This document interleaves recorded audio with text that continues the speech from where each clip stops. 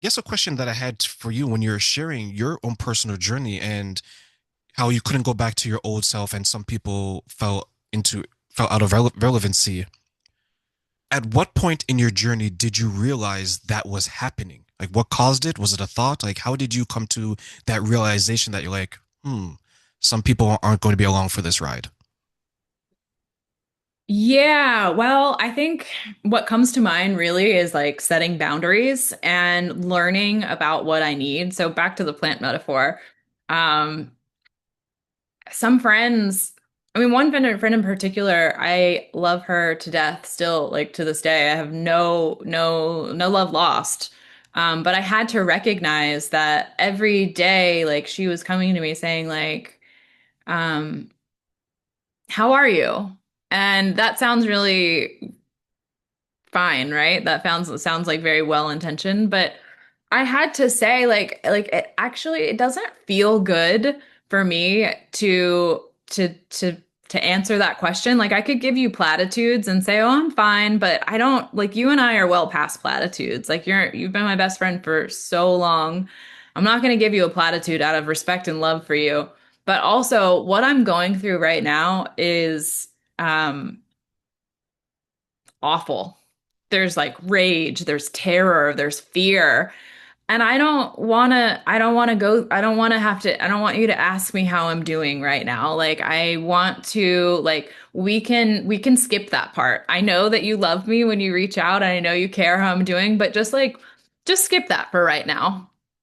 That question doesn't work for me right now.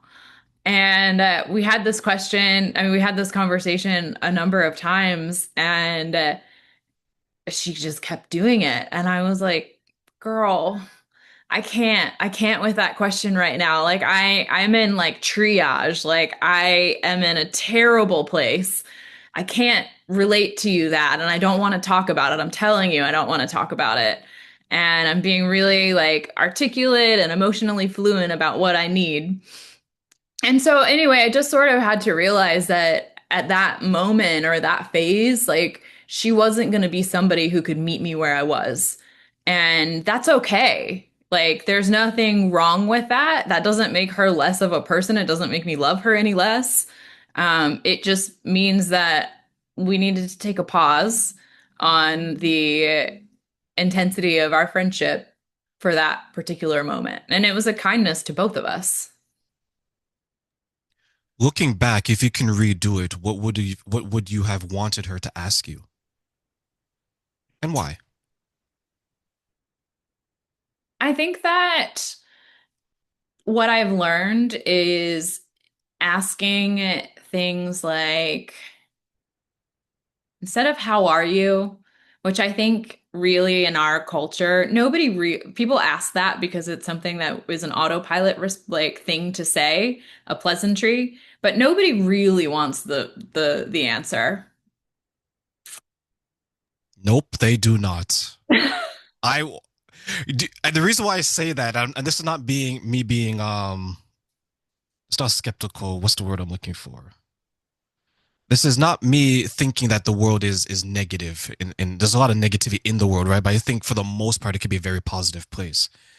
It's the way people ask how you're doing that comes across as it's like the emotional version of hi, Yeah. right? Like hello, good morning is totally different than hi, right? Hi, there's usually no follow up. It's oh hi, as a person is creating distance from you in the middle of the street, right? So what I used to do sometimes when people used to ask me how I'm doing, I would say, "Oh, I'm doing well," or I make it exaggerated, right? I say, "Oh, I'm marvelous," right? I accentuate the word, right? And then I ask them how they're doing, and they'll say usually, "I'm okay," right? And okay is like the word no. It's a full sentence. Yeah. I'm like, you know what? I'm not gonna stop there. I'm like, okay, what makes the day okay for you to feel okay? And they have no answer, right? So then I follow up with the people who I experiment this on. I was like, how can you tell me that you're okay, that you're all right, that you're good, but you can't even give me the reason why? It's right. We're conditioned to just ask and just give the answer, but no one explains. So to your point, right, like you're going through this difficult time. I may be going through difficult, we are, but you're saying as nicely as you can that, hey, you know what, I can't handle this question right now because I'm experiencing this. But sometimes I think because people aren't used to the explanation piece, they just keep asking. Yeah. Right? Is that something that happened? Yeah, absolutely. And I mean, I guess this particular thread for me is particular point is particularly doing a lot with that word right now, poignant because in my relationship with James, my husband, we met in 2016, and shortly into our relationship, we had just met up.